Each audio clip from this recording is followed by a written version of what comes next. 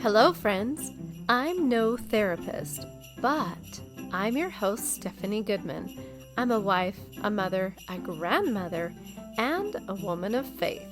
Often friends ask me how I have a successful marriage while blending families and staying optimistic in life. This podcast features people with real-life stories about success in relationships and triumph over trial. Are the holidays a joyful or dreadful time for you? The Christmas season brings many different feelings depending on your personal experiences. Kels and I share our stories of Christmas past and how we choose to focus on what matters most. Hello, friends, and welcome back to another episode of I'm No Therapist. Today I have my special guest, my favorite man in the universe, Kels Goodman with me. Hello, Stephanie. How are you doing? I'm so excited that you're willing to do this with me. I know we talked about this idea when we were in church, and we had heard some hymns that kind of touched our hearts, and we wanted to talk about what Christmas means to us. Yeah. So I'd like to go into that subject a little bit of our Christmases, our Christmas experiences, and also what we've learned through the years of experiencing Christmases, whether that is as a child or as a young married person, or in our case, a remarried situation, right? That's right. Blended family situation. So, or as our friend Wendell says, lightly stirred. Lightly stirred. That's kind of a new term that we've learned recently. I don't know if we've used it any other time, except maybe in text. I don't know. But yeah, he called his family lightly stirred because he knew that blending a family wasn't perfect. And so at least it was lightly stirred. No family is perfectly blended. So that even we if you're know born of. from the same parents, right? That's right. So that's right. So unless you're born from the same parents, and even if you're born in the same parents, you may not be well blended either. Yeah. So right.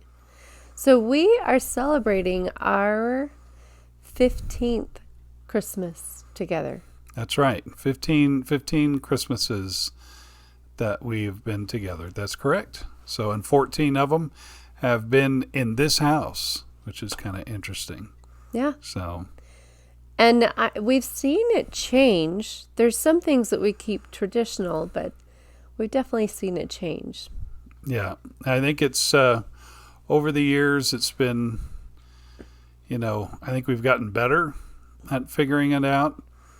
I think when one of the things we talked about in preparing for tonight's show was to talk about the negative Christmases that we kind of had, or Christmases that just were not as positive as we hoped for them to be. Maybe that's a better way. It's not necessarily negative, but ones that might have been lonely, might have been a tragedy that happened or something like that. And I think that's kind of something that we go into tonight. Definitely. So with that in mind, I'm going to ask you, Kels, what does Christmas mean to you? Well, that's a good question. I think of three things. One is there's the religious side. There's our Savior. That's the first thing for me is remembering the birth of our Savior. I think it's interesting because we're in a position in our faith, and I know we have people of other faiths that watch the show, but in our faith we're a little crazy because we don't necessarily believe, we have a theory that Christ was not necessarily born on the 25th of December. So that's kind of interesting. So I don't necessarily personally take Christmas as the day of the birth of the Savior, but as a faith, we still celebrate it. So with the rest of the world, because that's proper. But to me, you would want to celebrate Christ all year long. So I don't necessarily make Christmas the landing place of, oh, this is going to be the day that I think of Jesus, and the rest of the year I'm not. It should be something we do every Sunday if we take a sacrament or whatever our faith, practices are, or every day when we say a prayer. So that's the first thing when it comes to, what I think of when it comes to Christmas. So I want to say a little something on that. I love that you brought that up, that the information of the actual birth of Christ is a different date, possibly, and that you desire to focus on Christ in our lives constantly. That it's not just one day of the year that you want to bring up focusing on Christ. Correct. Yeah, that's kind of the goal, is to keep it all year long and let Christmas be a little different. That's why I have two other thoughts as to what Christmas would mean to me. Yeah, and share with me that. One is the number two would be the tough side, which is the money. It's how much are you spending? How much are we going to spend this year? What are we going to give everybody this year? How much in debt are we going to go into? Yeah, exactly. That will be paying off for the next 4 or 5 months. And but how do we buy our children's love? Exactly. What do they expect? There's that side of it that makes you go, and I try to correct that by saying that that it's okay that we spoil ourselves. I look at it as spoiling ourselves. Like, yeah, we'll get stuff, but see, all year long, stuff, you and I, we buy stuff for ourselves. We're terrible that way. So this is really, really hard when it comes to buying my husband gifts. Terrible. Because there's so many things that he already gets himself. Well, it has to be specific. It has to be specific. Star Wars something. Well, I mean, and we've talked about this before. Kels is a Star Wars fan and collector, and right. I'm a Wonder Woman fan and collector. So that's kind of fun for our family and friends to know that whatever it is that is of that nature, Star Wars or Wonder Woman, then you can pretty much look into that for us. And I like anything sparkly or fuzzy and soft. Oh, I love that. You're pretty easy to buy for, I think. You think so? Yeah, I think for the most part there's something, like I couldn't buy you clothes. I really wouldn't totally know what to get you clothes-wise. But as far as like cool things in your office or something you might need or something, I think I'm a little better. I think I do okay with that. I think you do an awesome job. I've never been let down or disappointed by your gift giving, but it's really not entirely about the gifts. Correct. Yeah, and that's what leads me to the third concept, and that is I love the period of Christmas. I love the time. You can see we have our lights up, and today we had our first snow, and we've had the decorations up for several weeks already now, which is, I like getting that done ahead of time. Man, the day after Thanksgiving, boy, we're just right into it, and we put him out there, and mostly because it's a lot of work, and once you do it, you want to enjoy it. Yeah. It's weird watching these movies where people are putting up a tree the day before Christmas. It's like, are you crazy? You're taking that down in a few days, It's just, get it done. I mean, that's how we roll with things, is that we want them up early, and then we want to be able to enjoy them for a little bit. Oh, totally. Yeah. I mean, I just think that we can only listen to Christmas music for so long before we're nutsy crazy over it, but we can pull it out once a year. That's okay with us. That's right. And I do, iHeartRadio. There's nothing nicer than playing it on our stereo and sitting here and building presents and writing cards and drinking hot chocolate. We do it. We're bad. We do it all. I mean, we milk it. And it's mostly because of who I'm with. I would probably, if I was alone, it might be a different situation. But maybe it's because it's who I'm with. And that's why others might go through they might have different stories when it comes to Christmas because of who they're with when they celebrate it. I can appreciate what you're saying there. I know who you're with makes a big difference about your experience. I know for me, growing up, I had certain Christmas traditions that I wanted to be able to implement in my children's lives Do this real quick. growing up, but if I had a spouse that didn't support the way that I do Christmas, it makes it difficult. Yeah, and that's what it comes down to. I think that's one of the things we want to go into today is now that we've talked about what Christmas means to me, let's talk about what Christmas means to you, Stephanie Goodman. Oh, is this me? Am I on? It's you now. So Okay. you can see it's a my different sparkly setting hat? we have here. That's right. You like her hat? It's awesome.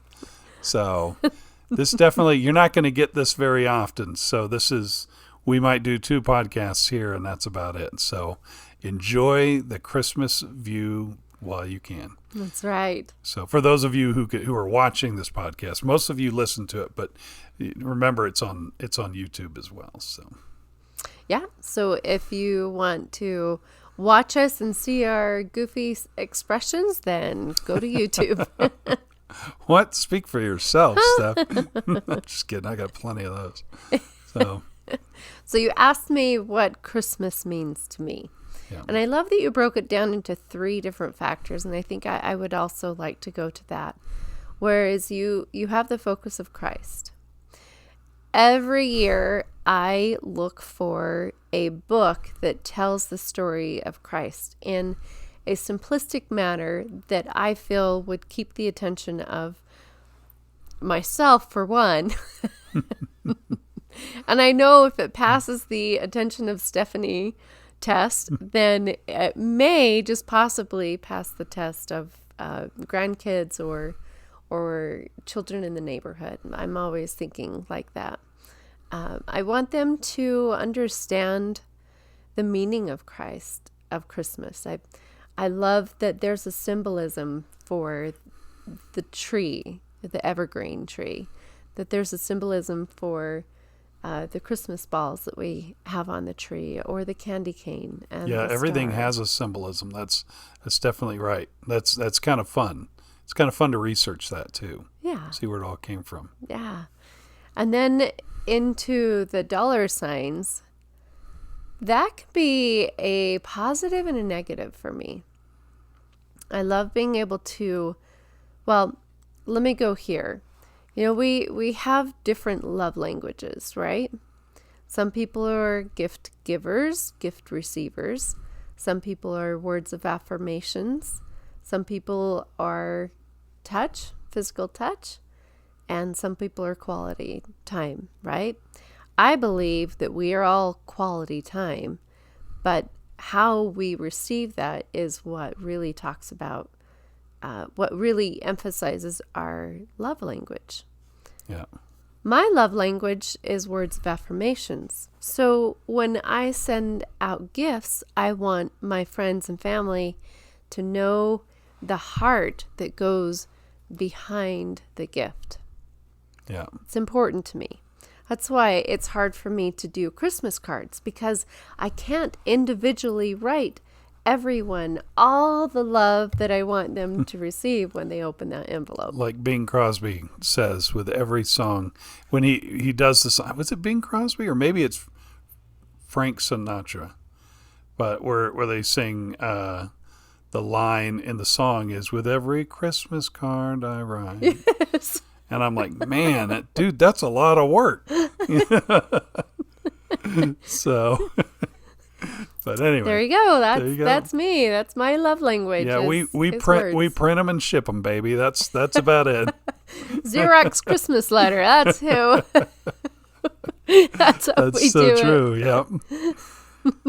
But also, I have a hard time buying gifts because I want them to be personalized. Yeah. I want them to be memorable, but also there's some things that I want everyone to have, and I don't want anyone to miss out on. Yeah. I don't want to skip anybody, and if somebody has thought about me, I want to make sure that I'm letting them know I've thought about them. And Steph is friends with everyone. The whole world. The whole world. And if she's going to make a great person the life hereafter, like running her own planet or something, because she just will want to gift everybody something. True love right here. I'm telling you. You are so good to me. And that's true love right there, is this man supporting me in my craziness like that with his bank and his clock and my large bank roll of money. That's right. I just pass it on over, and here, Stephanie, just give it to love. Send your love with all our funds. So no, we actually do. I think we balance it. But I remember this year, while you went through the list, you kind of almost panicked there for a little bit, because you had your name on the list. You had all these names, I should say, on the list, and you were just sort of like, oh, there's so-and-so, and there's so-and-so, and we need to go do more. And I said, Steph, it's okay. Everyone doesn't have to have, something big. They just, a card, if that's what it ends up being, or cookies or something, we love to do cookies. We kind of, I don't want to dive into this yet, but, we do like to itemize who we give to, we enjoy doing that. Yeah. It's a good thing to want to reach out to everyone that we love and let them know that we care about them. And in this world of social media, we have more opportunity. Text message, email, Facebook message, Instagram. We have opportunity to reach out to them, which also puts on another pressure of who are you not reaching out to today? Oh, yeah. That's terrible. So I know what you're saying. So Christmases have been enjoyable. They've been magical. They are the season that I look forward to, and I can easily also get very overwhelmed and stressed out and go into the perfection. Yeah. Infection. Well, and I think what might be good is for us to kind of go into some past Christmases, maybe. Yeah. Now we can kind of shift the discussion, because I think not everybody, but I think a lot of people struggle with this. They're struggling with this perfection you're talking about. And because they are, I think it's important that it's time for them to take Christmas and grab it by the horns and say, you're not going to control me. I'm going to make Christmas a positive experience for me, no matter what the past has been. I love that. And so I think that's something that maybe we could start diving into, is talking about our past Christmases. And we've all had those. And the gift of the presents. That's right. The gift of the presents, because that's, you can also say the gift of the presents, or you can say the gift of my presence. Yeah. Do you like that? I just thought of that right here. Look what Is that he amazing did. or what? I just did a word thing, but it's terrible. Let's hear it for the boys. You know it. So what I mean by that is my presence, meaning I'm here to see you. Yeah. I'm here to... I'm living in the moment. I'm embracing the gifts that I have. Mm-hmm.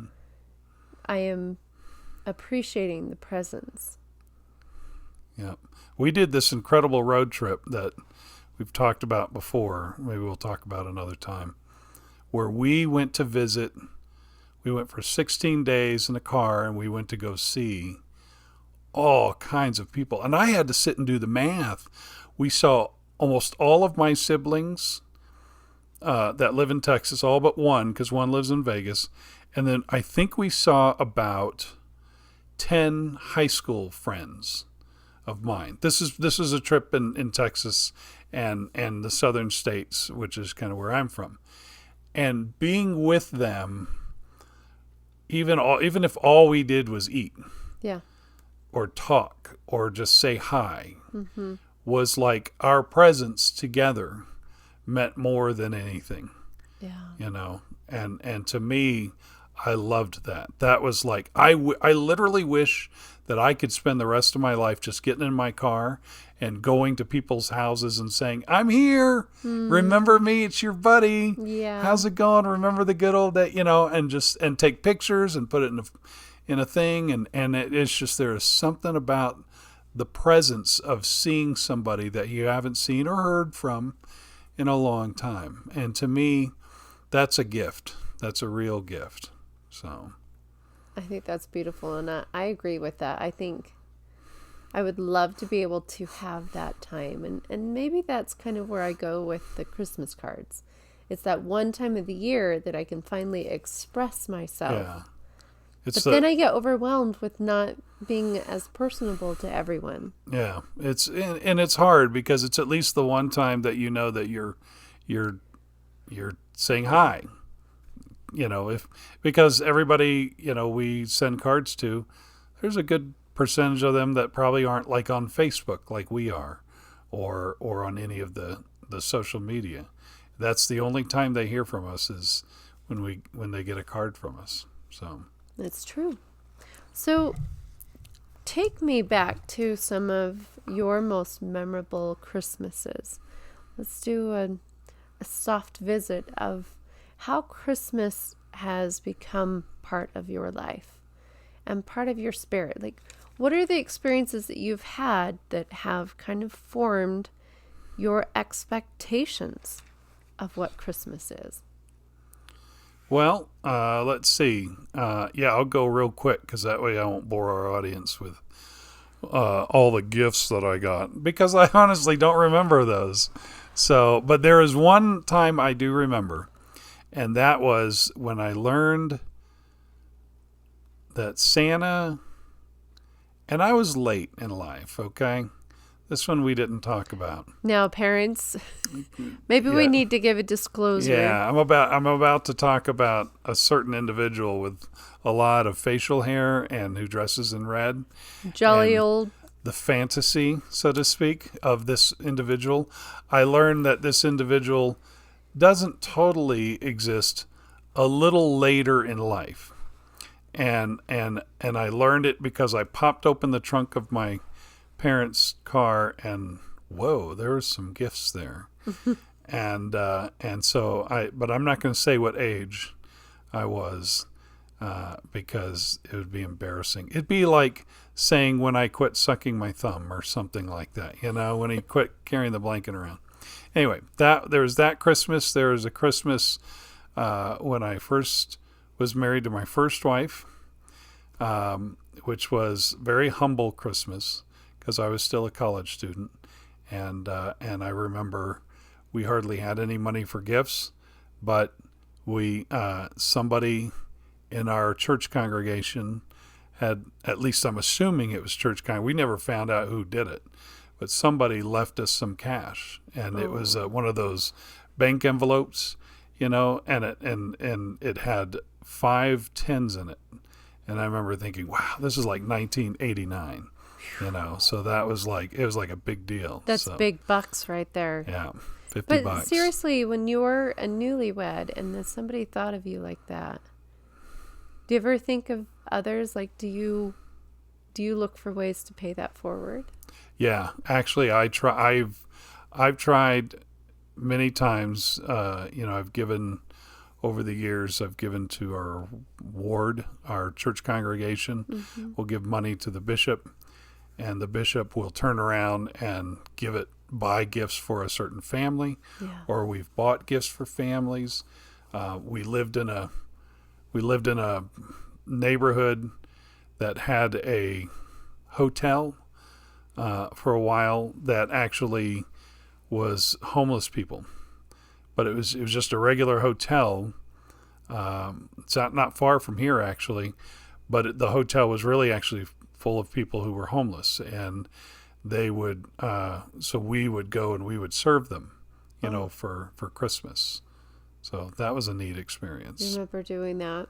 Yeah. That brings up some memories for me, and that is visiting some of the old folks' home and singing and dancing and doing different acts of service.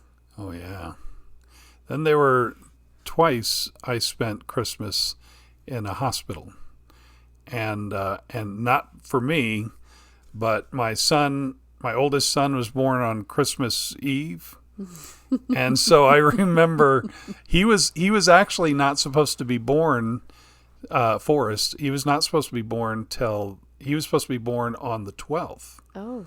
And this was kind of in the days before they would induce, if you got to that date. But for Tracy, my first wife, it was like, hey, nothing's wrong. He's still in the cooker. Just leave him in there, And it was just, and we were actually traveling on the 28th. We were scheduled to go down to Texas that year. And so Tracy, power to her, Where were you living at that time? We were in Utah. So we were at BYU. Okay. You're still at BYU. And so Forrest was born on the 24th. I went home that night by myself while everybody slept, and it was snowing, and it was a lonely night, but it was like I knew my boy was going to, come home. And so on the 25th, I went back to the hospital, picked everybody up, went home. She healed, and on the 28th, we fly to Texas. You did it. We went ahead and did it, and it was a friend of ours' wedding, was getting married, and so we went to go to that wedding. And with a brand new baby. Yeah, with a brand new baby. And I remember we're in the I remember our plane was late to Houston, and then we went from Houston down to Brownsville, and so we ran from one plane to the next, and we ended up taking a cart. Luckily, somebody felt bad for us and ended up saying, "Oh, I see you guys are in a hurry," and they picked us up. And we got this newborn baby, and then she's in the plane feeding the baby, and I'm sitting there freaking out, trying to cover her up while she's feeding, and she's like, "I don't care. I'm just getting this baby fed." I learned a lot about being a dad and a husband.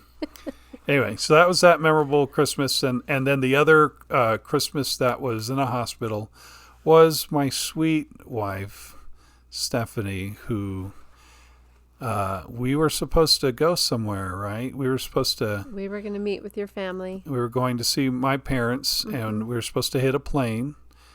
And then we went to, and you weren't feeling well on the 23rd or something like that. It was like a day or so before. Yeah. We went on a date. Oh, that's right. We went on a date to one of our favorite restaurants, which was, at the time, it's no longer available or alive or in business. It's no business. Longer in business. That's right. It's not alive either. It's dead. It really is. It burnt to the ground. It is dead. So it was called Pirates Island. Ah, yes. That's right. I remember Pirates Island. We had a favorite waiter there. Yep. Who called himself Indigo. Yep. We would request for his presence, and he would do kind of a Jack Sparrow, or not? Is that right? Yeah, Jack Sparrow. He did a really good impersonation of it was so impressive. It was otherwise known as the great Eric Osmond. Indeed. Is who that was. So one of the Osmond generation. One of the second generation Osmond. Yeah. I think it's Jay's son. Yeah. So. I think so. So that was one of our fun places to go. But that night I came home with a tummy ache that would not leave me alone. It wasn't the pizza. So I thought it was, for Yeah. sure. I thought Yeah. it was. So we decided to go to the clinic just to check things out.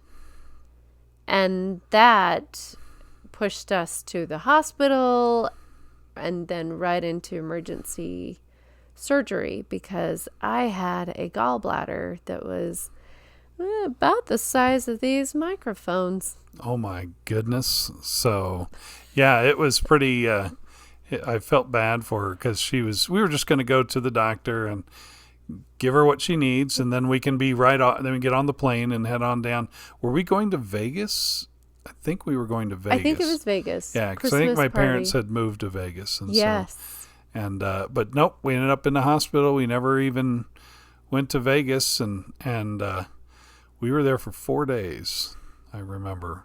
Yeah. And one of those days was Christmas, and it was interesting because it was the 20th year from my son being born. It was 20 years since spending that Christmas in that same hospital. So that was So 2010? yeah, it's 2010. That's right, because Forrest was born 1990. Can you believe that? Yeah. So that's amazing. Yeah, so that was 2010. Yeah. So we married in 2006. But so you had the gallbladder out, and then you actually had 2 surgeries, I think, while you were there, and it seemed like there were 2 things that were done, or something. It was gallbladder and also kidney stones. Oh, that's right. You had two kidney stones or something. Yeah, you I had some big kidney stones, Yeah. and they had to actually operate to get the kidney stones out because their little machine didn't crush them. Ah, darn machine. So while we're there healing, Christmas Day comes around, and Santa shows up in our room. Sure thing. Remember that? And Santa shows up, and he's doing his ho ho ho thing, and how are you, young lady? And then he looks at me and he goes, "And I know you, Kels Goodman." It kind of spooked us out. It's just like, okay. we still have no idea who he is. But that was sure fun. That made it really magical. And I remember, too, laying in bed and hearing the carolers out in the hallway. Yeah. Oh, that was nice. And I also remember the night, the moments you needed sleep, and I was just wide awake, and I would wander the halls, and I'd look out the window, and it'd be snowing, and it'd be quiet, and there was just something kind of magical about that moment. Knowing that we're not going anywhere right now. We're just relaxed, and there must be something about that, because like tonight, we noticed that, as we said earlier, it's our first day that we're getting some real snow, and there's at least 4 or 5 inches out there on the ground, and it's kind of fun to watch. It's kind of magical. Yeah. Yeah, and to be able to look out and see that blanket of snow cleanly laid all over everything makes it new and exciting. And then you have the Christmas lights and oh yeah, I had to make sure that our blow-up Santa could blow up, and I had to shake him off a little bit because he had a lot of snow on him. It came down fast, and so it really covered our little blow-up Santas. But he came up. He's out there waving at our neighbors, healthy and happy. It says, "Merry Christmas," or is that "Happy birthday"? Oh, that's right. That's the snowman. That's right. He says, "Happy birthday." Oh, Frosty. So great. But no, those are some of the Christmases that I can remember there were some dark ones.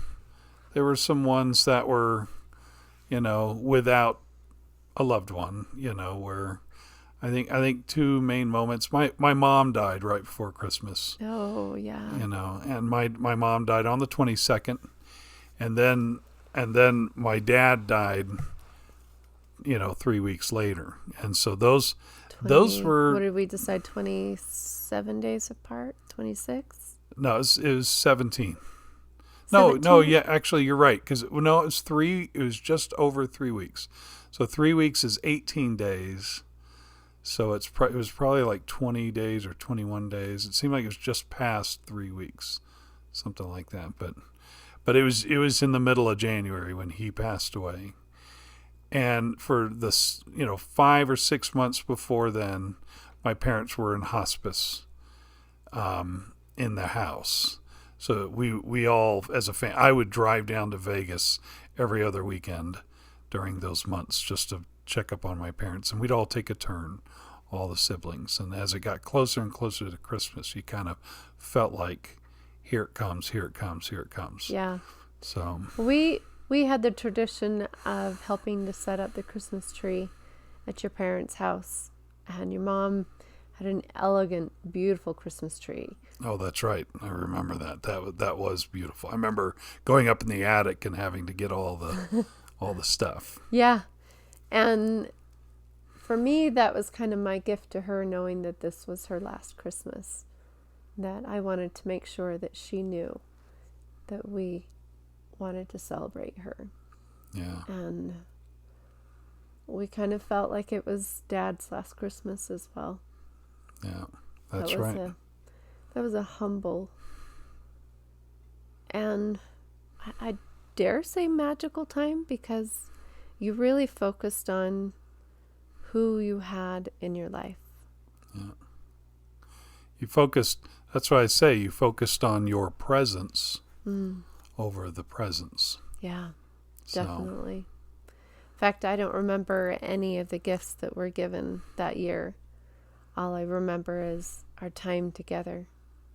Yeah, that's true. That's true. I remember doing the puzzles.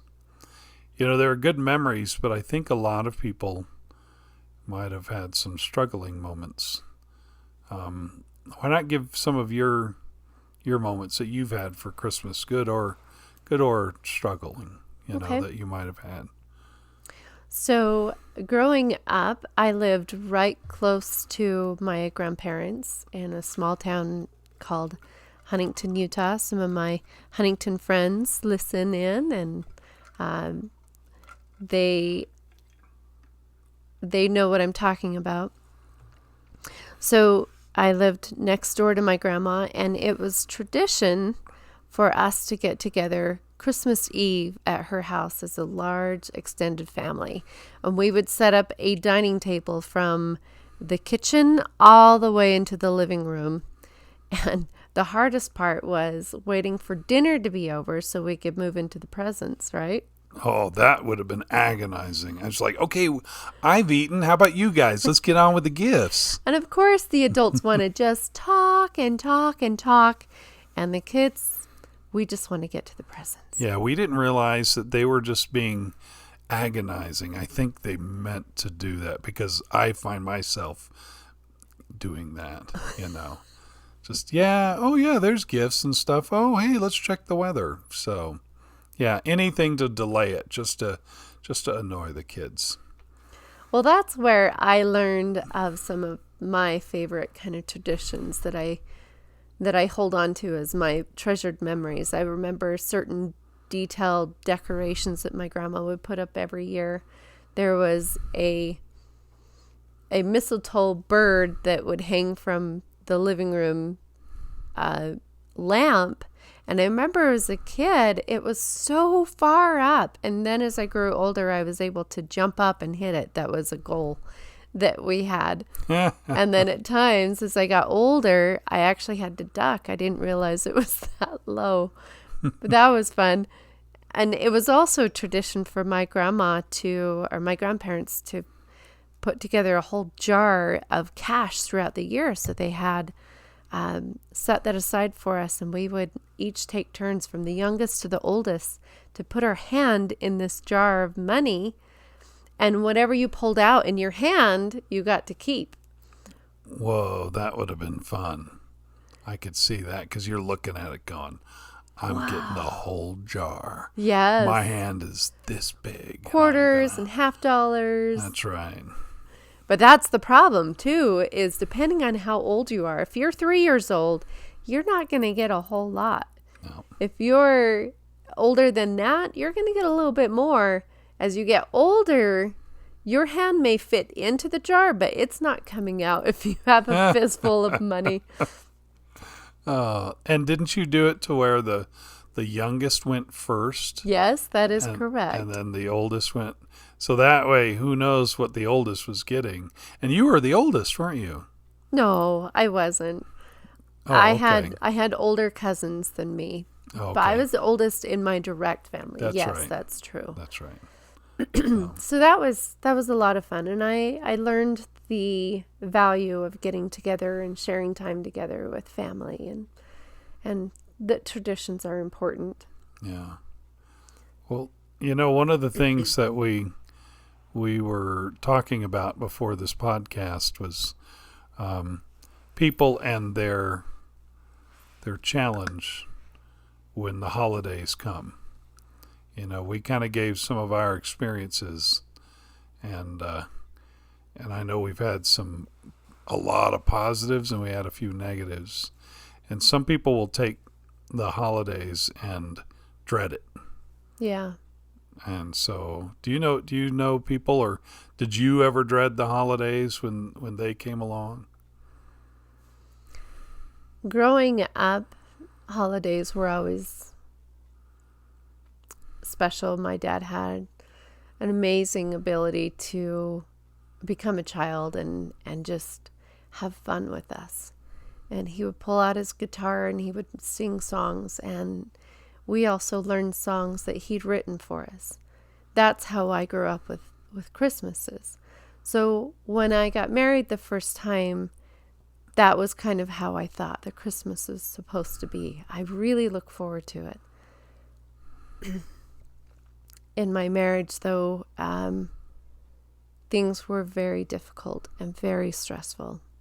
And things came up at the end of the year that kind of came to a head.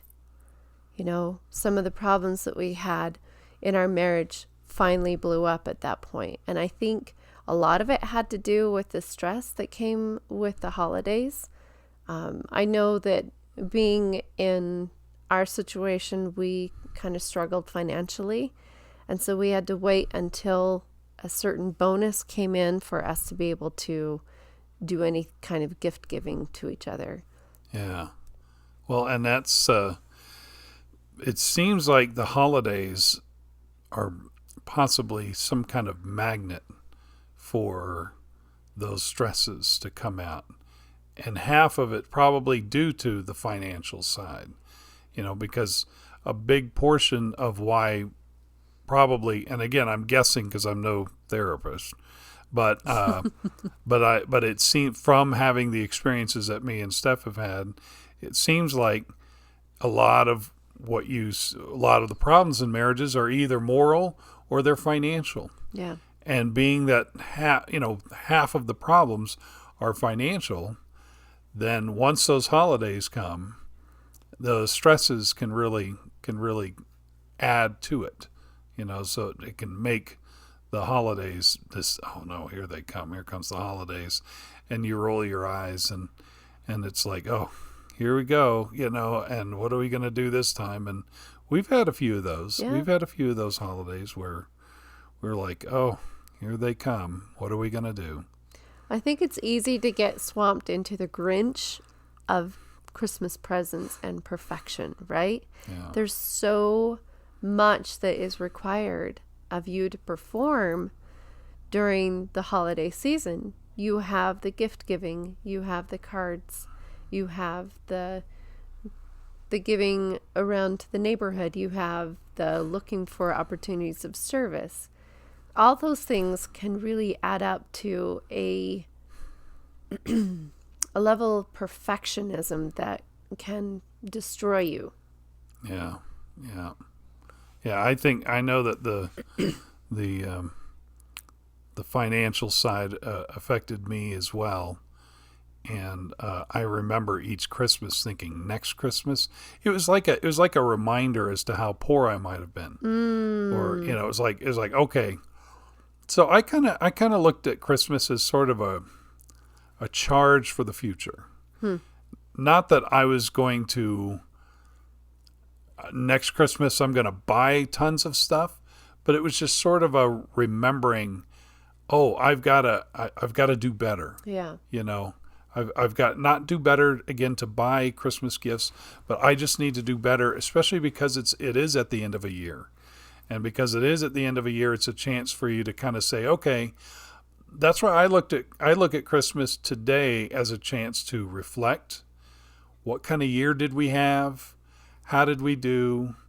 What can we do for next year? How can we be better? Yeah. And so I try to look at Christmas more in a sense of the wrap up. It's kind of like your graduation party. You splurge on yourself a little bit. You splurge on everyone else, and then you can quote unquote graduate, and then you can say, okay, let's go get the next degree, or let's go hit the next grade level, or the next chapter. Yeah, or the next in chapter. your life book. That's right. So I love the idea that you embraced it like a graduation party where you know it's going to be a little pricey, but it's worth it. yeah. It's celebrating what you've achieved for that year. So I guess one question would be, if you are somebody that Christmas is negative, if you're one that endures it, or it's lonely, or something happened to you on Christmas once in the past, so every Christmas is going to be bad. How can you switch that? How can you shift it? What are ways to be able to change to make Christmas more positive, so that you can fill it and do what I guess we were calling it, replacement therapy or whatever. Again, no therapist, but that's a logical word to give it, is replacement.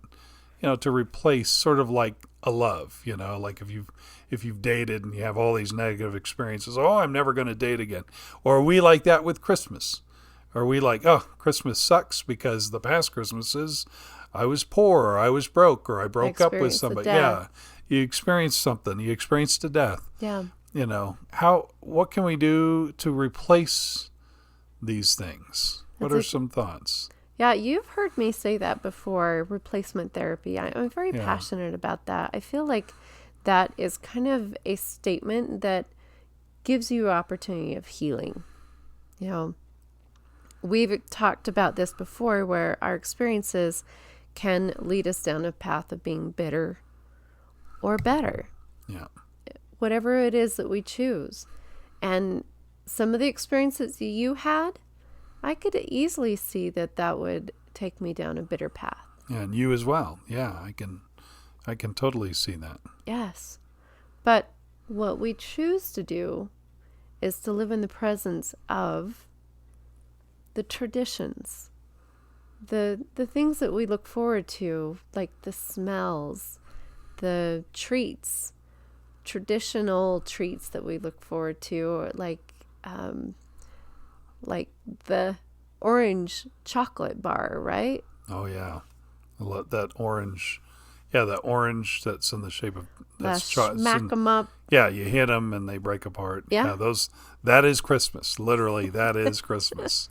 So, isn't that funny how we go to food as being a traditional trigger, I guess you could call it? Oh yeah, food and the movies and the sounds.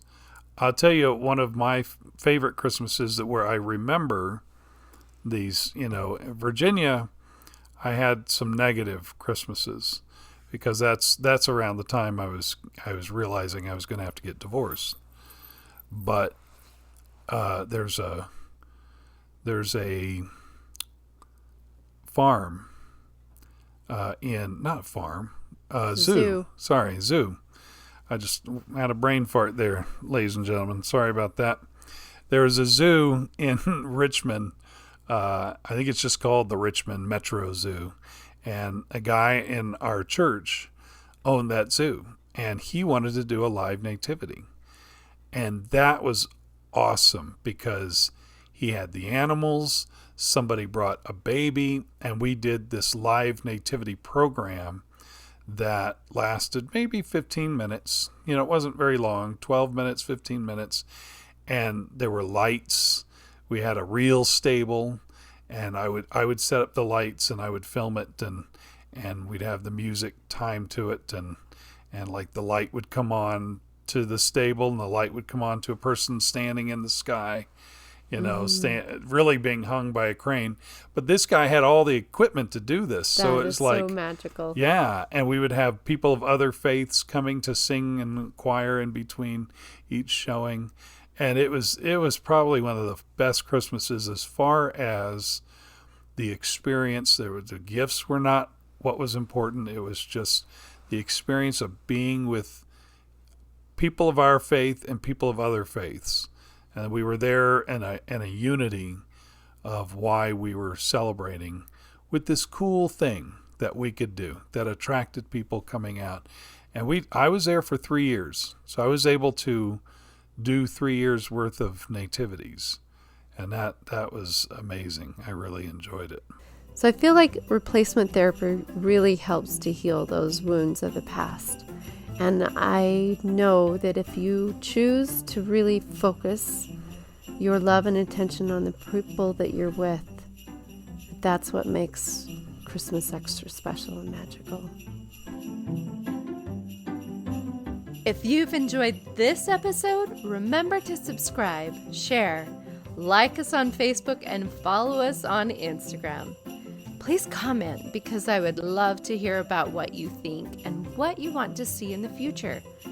I'm no therapist, but I am your host, Stephanie Goodman.